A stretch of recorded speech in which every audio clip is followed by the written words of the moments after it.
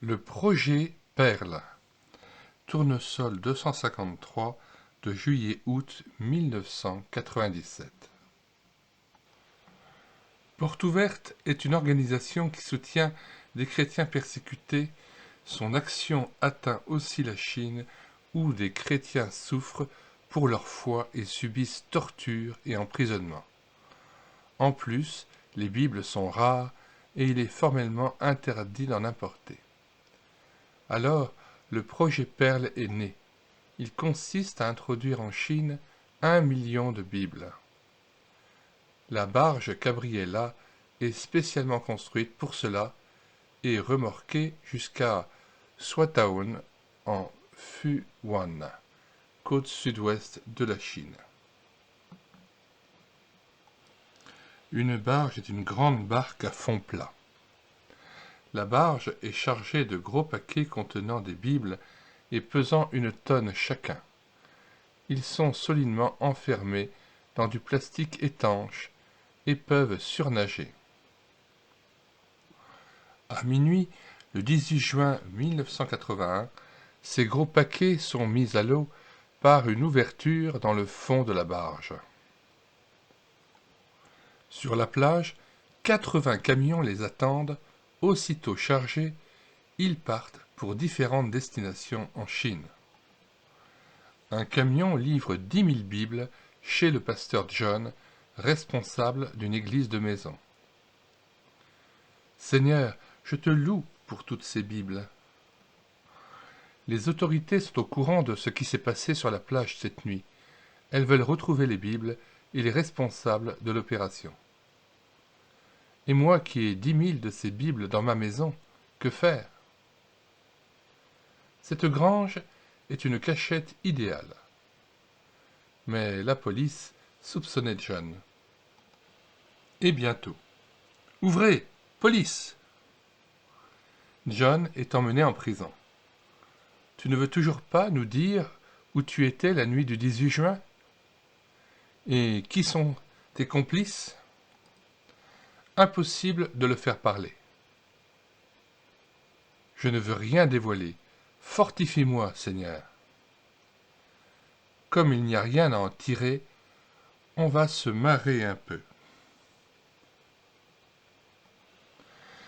Ils ne s'occupent pas de moi, mais avant que je ne meure, il faut quand même que je leur parle de Jésus. Jésus est mort pour mes péchés, et aussi pour les vôtres. Il a purifié mon cœur, et je n'ai pas peur de mourir. Quand je serai aussi vieux et faible que toi, je n'aurai pas peur de mourir. Moi non plus. Ha ha ha. Ça fait 3 jours qu'il résiste. Comment peut-il tenir sur cette caisse branlante sans manger ni boire? 5e jour. John avait de fortes crampes. À présent, ses jambes étaient si enflées qu'il ne les sentait plus. 8e jour. Merci Seigneur pour ces quelques gouttes de pluie. 10e jour. Oh, ce soleil brûlant! 12e jour. Seigneur, pourrais-je tenir un jour de plus?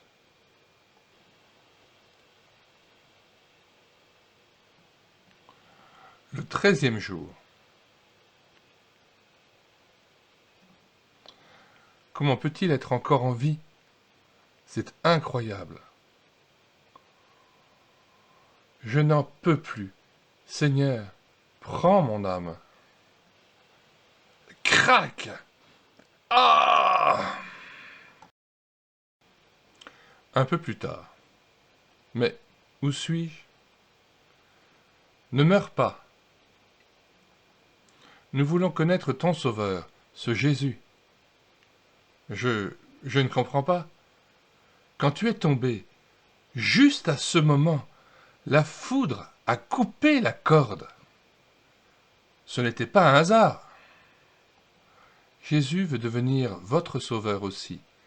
Il faut seulement croire en lui et écouter sa parole.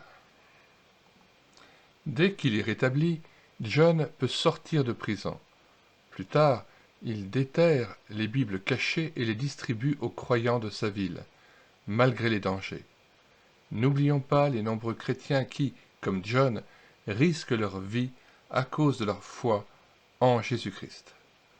Scénario Christina, d'après une histoire vraie tirée du magazine Porte Ouverte. Dessin de Fausse. Nous mettons dans les commentaires de cette vidéo le lien d'accès à la page de Projet Perle, Tournesol 253, juillet-août 1997. Vous pouvez donc accéder par le biais de médiathèquechrétienne.fr au téléchargement des tournesols que nous avons numérisés, ce qui était du moins épuisé et non réédité. Bonsoir à tous et à bientôt.